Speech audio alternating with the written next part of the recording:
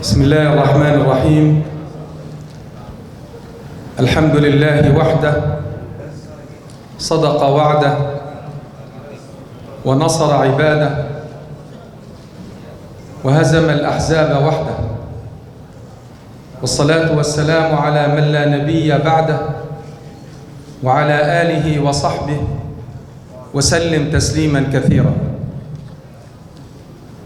أما بعد، أيها الإخوة الكرام والأخوات الكريمات، يا أهل النصرة والنجدة لفلسطين والقدس، نحييكم في هذا المؤتمر الجامع لأشراف الأمة وعظمائها وقاماتها. نحييكم وأنتم تأتون من كل فج عميق لتحملوا سيف القدس ولتشهروا هذا السيف في وجه الأعادي من هنا، من على أرض اسطنبول، أرض تركيا العزيزة التي كانت وما زالت محفورة في وجدان الأمة، دولة عريقة وشعبا مسلم عريق. نعم أيها الإخوة والأخوات، كم نحن نشعر بالفخر والاعتزاز ونحن نشارك في هذا المؤتمر من هذا الموقع المتقدم للأمة، بيت المقدس وأكناف بيت المقدس. كم نشعر بالفخر والاعتزاز ونحن معكم في هذا المؤتمر من قمة هرم المقاومة الباسلة الشامخة التي قاتلت وما زالت عن حمى هذه الأمة، عن ميراث النبوة، عن أرض فلسطين المباركة. وما أجمل أن ينعقد هذا المؤتمر في شهر ذكرى انطلاقة حماس، ليزيد هذه الذكرى نوراً وناراً، نوراً لهذه الأمة على طريق التحرير والعودة إلى أرض فلسطين، إلى القبلة الأولى، إلى مصرى رسول الله صلى الله عليه وسلم، نوراً للمجاهدين، للقساميين، للمقاتلين، للمرابطين في ثغور الرباط على أرض فلسطين وفي ثغور الرباط في هذه الأمة. نوراً وناراً، ناراً على هذا المحتل المغتصب الذي شرد الشعب ودمر البنيان، ناراً تصليه صواريخ القسام وصواريخ المقاومة في كل مكان في كل زمان. أيها الإخوة والأخوات، 3 متغيرات في غاية الأهمية تحيط بنا على مستوى القضية والمنطقة والأمة، وأعتقد أنها حاضرة بقوة في هذا المؤتمر. وهذه المتغيرات نحن نقرأها في اتجاهات إيجابية وتطورات مهمة لصالح قضيتنا وصالح أمتنا، لأن الكثير من يستحضر المتغيرات والتطورات في اتجاهاتها السلبية، وهي قراءة واقعية لا يستطيع أحد أن يتجاوزها. ولكن نحن هنا حملة السيف والقرآن والبندقية وبنات الأمل والغد المشرق لشعبنا ولأمتنا لنا أيضا قراءتنا للمتغيرات. أولى هذه المتغيرات، وأنا أرصدها في الشهور القليلة فقط السابقة، أولى هذه المتغيرات هي سيف القدس. هذه المعركة التي شكلت تحولاً مهماً في مجرى الصراع مع العدو الصهيوني، وخلقت مناخات ما زالت تتردد في كل الاتجاهات وفي كل المسارات. سيف القدس التي خاضها شعبنا من على أرض القدس والمسجد الأقصى، من على أرض الضفة الشماء، من على الأرض المحتلة 48، من على مواقع اللجوء والشتات في كل مخيمات الوجود، ثم التهبت جبهة عسكرية من على أرض غزة العزة، حينما نادى الناس من رحاب المسجد الأقصى واستغاثوا بعد الله بالمقاومة وبالقسام وبالقائد محمد الضيف. لبت المقاومة النداء وأشهرت السيف ودافعت عن القدس وحمت ظهور أهلنا في رحاب القدس والأقصى. معركة سيف القدس التي شلت الكيان فرضت نظام منع التجوال على تل أبيب، وصلت صواريخ المقاومة إلى كل شبر من أرض فلسطين المحتلة. سيف القدس الذي أشهرناه كشعب وبإسناد هذه الأمة وروادها لن يغمد بإذن الله إلا بتحرير كل أرض فلسطين وبتحرير القدس والأقصى. ما بعد سيف القدس ليس كما قبل سيف القدس في كل المسارات.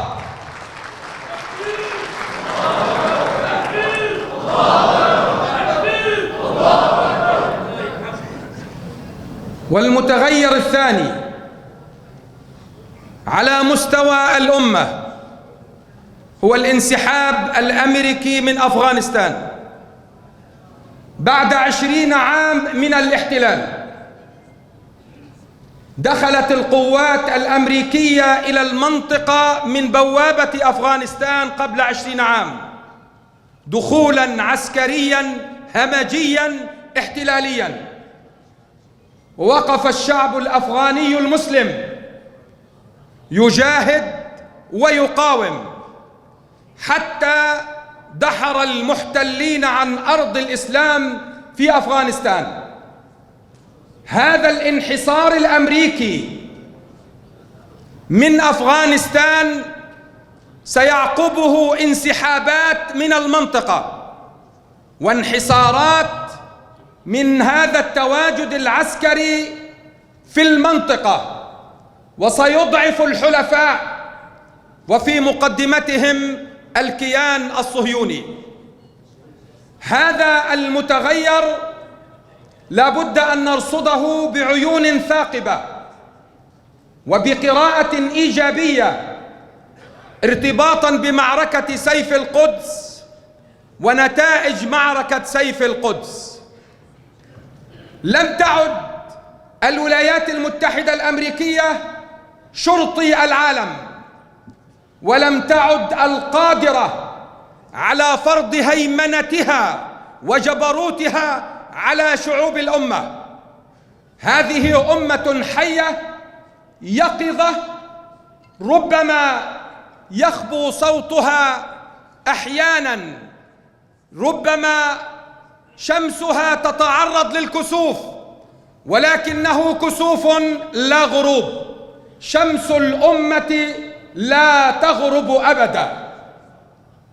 المتغير الثالث هو هذا المؤتمر صدقا، وأقرأه كمتغير مهم. لأن القوى المعادية تسعى إلى هندسة المنطقة بشكل يخدم أعداء الأمة وغزو الوعي وضرب الفكر والوجدان لهذه الأمة. محاولات الاختراق السياسي والأمني والعسكري والاقتصادي والفكري للمنطقة، محاولة تركيع شعوب هذه الأمة وشعوب المنطقة.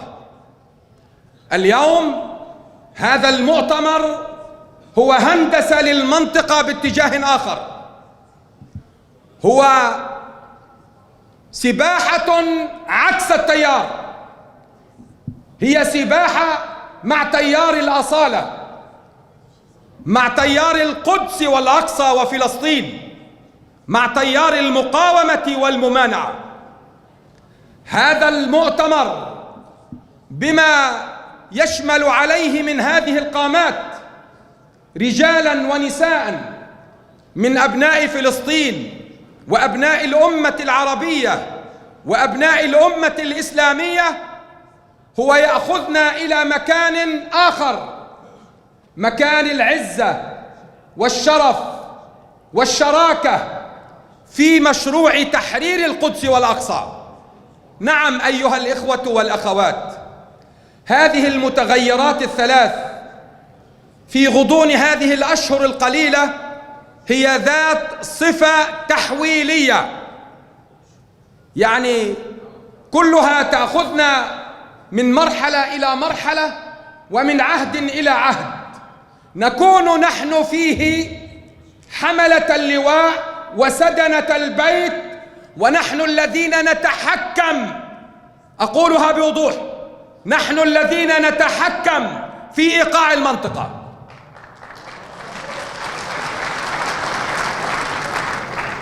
نحن الذين نتحكم في هذه المسارات الاستراتيجية.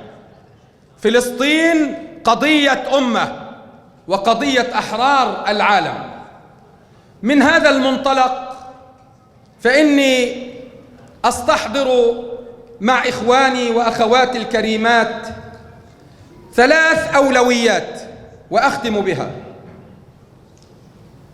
الأولوية الأولى هي أن نرفع مجدداً من شأن قدسنا وأقصانا.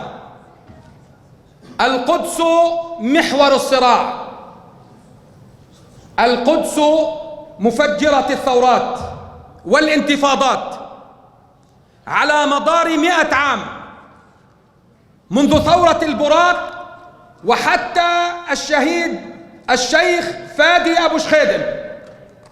هذا البطل ما بينهما الدماء مدرارة على جنبات القدس وعلى أسوارها.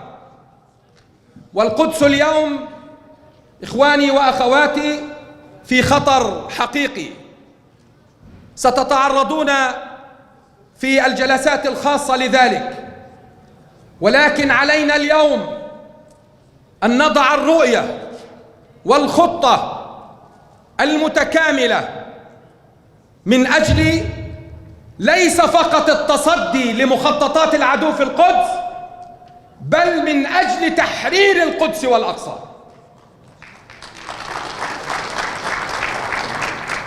وأما الأولوية الثانية فهي دعم المقاومة. المقاومة، وأنا أطمئنكم، المقاومة في فلسطين الحمد لله أنها بخير، هي مستمرة في تراكم القوة وفي بناء الصرح وفي امتلاك الوسائل والقدرات. مقاومة شاهدها العالم من على أرض غزة، وشاهدها في الضفة وفي القدس وفي الداخل وفي كل مكان. المقاومة اليوم هي خيارنا الاستراتيجي، كانت وما زالت وستبقى. انتفاضة شعبية ومقاومة بكل أشكالها، بكل أنواعها. وهنا أريد أن أؤكد على أن الدعم للمقاومة إلى جانب الدعم السياسي والدعم المالي والدعم بكل الوسائل هو أننا نريد أن نضع على الطاولة تشابك وترابط الجبهات في مواجهة مع العدو لتحرير القدس والأقصى. الأمة اليوم، نعم، هذا الشعار الذي رفع دائما، الشراكة، وهي شراكة حقيقية، والأمة لم تتخلى عن فلسطين وعن القدس في كل أزمنة الصراع، لكن اليوم بحاجة ماسة إلى بناء هذه الجبهة الموحدة مع مكونات الأمة لكي نقفز ونثب وثبة واحدة على عدونا. آن الأوان أن نحسم الصراع التاريخي مع هذا العدو.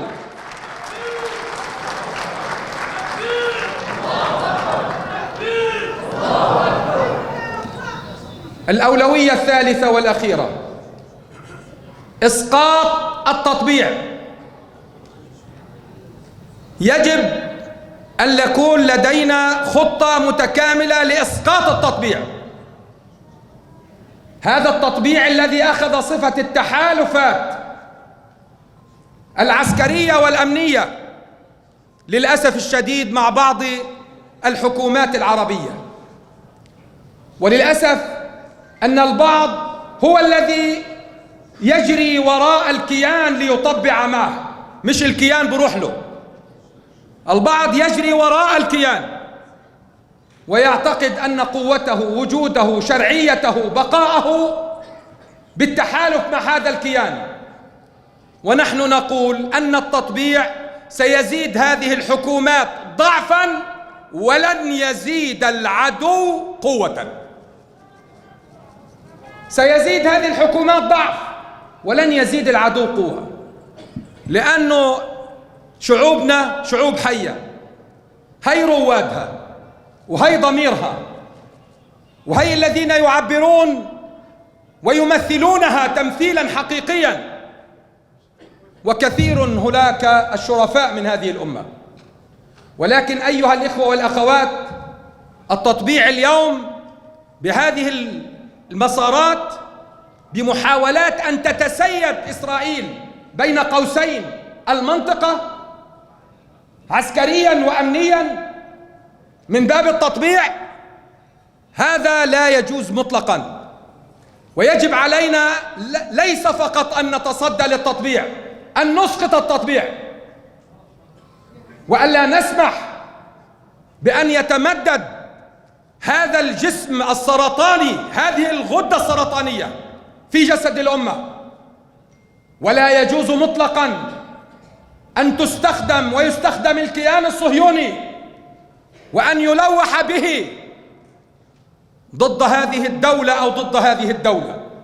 من الإخوة والأشقاء، نحن أمة واحدة، وعلينا أن نكون صفا واحدا وموحدا، ولا بد أن نسير بهذا الاتجاه من أجل أن نحقق للأجيال تطلعاتها، طموحاتها، وأن نحقق لشعبنا الفلسطيني إن شاء الله حريته وعودته واستقلاله، أقول وعودته إلى أرضه فلسطين. يا شعبنا، يا أهلنا في المنافي والشتات لأكثر من 70 عام، ستعودون إن شاء الله إلى أرضكم وإلى دياركم. لا نامت أعين الجبناء إذا أسقطنا السيف والبندقية، ولا نامت أعين الجبناء إذا أسقطنا حق العودة، ولا نامت أعين الجبناء بل شلت أيماننا إن تخلينا عن قدسنا وأقصانا. هذا عهد حماس ورجالها ونساؤها، وهذا عهد رواد هذه الأمة. والسلام عليكم ورحمة الله وبركاته.